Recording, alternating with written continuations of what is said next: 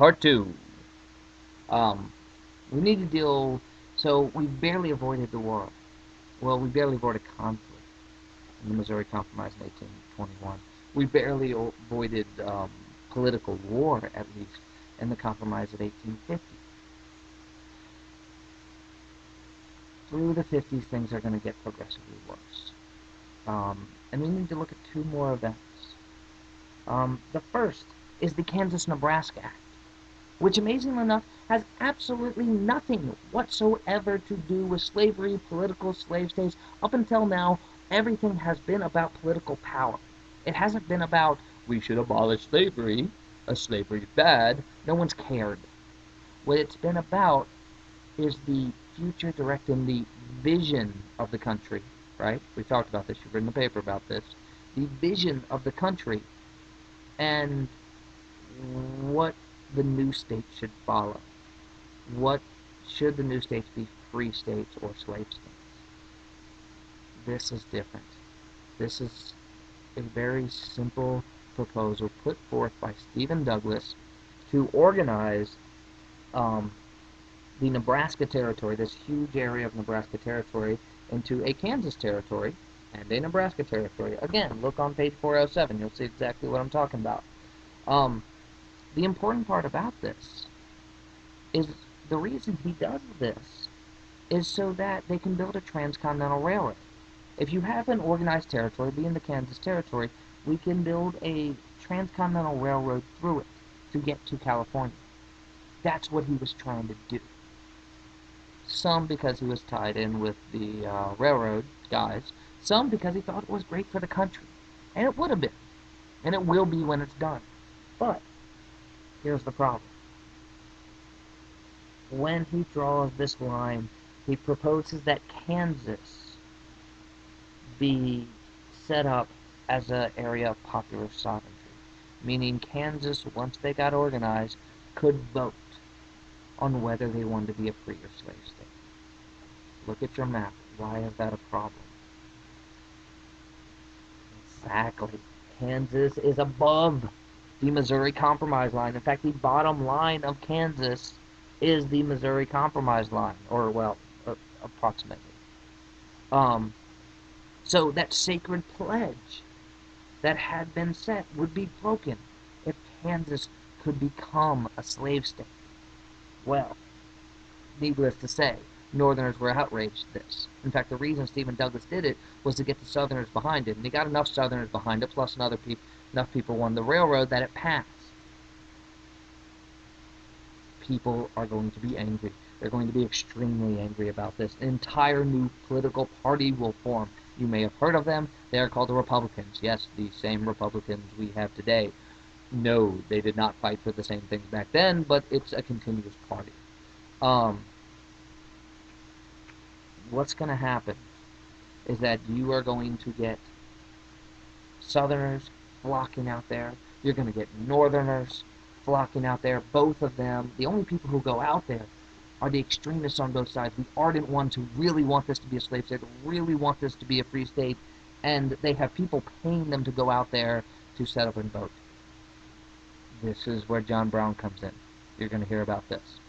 I want to jump for a second, though, to our fourth event. Because our fourth event, well, it doesn't happen in Congress. All three events up till now, all compromises, if you will, up till now, have been in Congress. This is the Supreme Court. I call this the Compromise Buster. Alright. It's called the Dred Scott decision. Now, it talks plenty about Dred Scott in his book.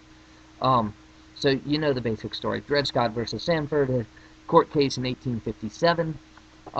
Scott was a slave. He belonged to an army surgeon who lived up in Wisconsin. He came from Missouri with his slave. He took Dred Scott, a slave, to Wisconsin, and then he died, and Dred Scott was sent back to be inherited, right?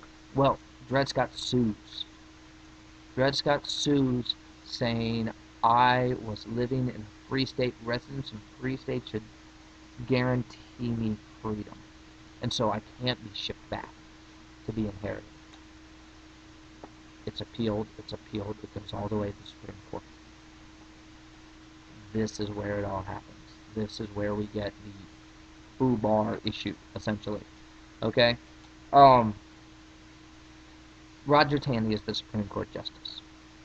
He throws out the case, which means he refuses to hear the case, which means the court decision below is upheld, which would make Scott not, or would keep Scott in slavery. The problem is not that. That's fine. The problem is his justification, because when you decide on decision or when you throw out a decision, somebody, usually the Supreme Court Justice, the Chief Justice, I'm sorry, will actually write out his decision, the justification. This is what he says. Roger Taney says Scott is not a, he says three things. One, he says Scott is not a citizen of the U.S. Slaves have never been, according to the Constitution. Okay, that's going to anger a lot of people right there. From the very beginning, it's like, okay, you are not a citizen because you are a slave. Already problematic. But the next two get more. Second, he says residence in a free state does not mean freedom. That means that any slave who escaped and is living in a free state and has been for decades, maybe the sons of slaves who escaped up there 50, 60, 70 years ago, are technically still slaves. Okay. Again, are you seeing some of the problems can come out of this? Finally, and this is the killer. This is the huge one. It says, the Supreme Court can't prohibit slavery in a state or territory. Roger Taney could have just said the first two. Scott is not a citizen of the U.S. Residence in a free state does not mean freedom. Those are problematic enough. But he says, I'm going to repeat it. The Supreme Court can't prohibit slavery in a state or a territory. What's the Supreme Court's job? To check the constitutionality of laws.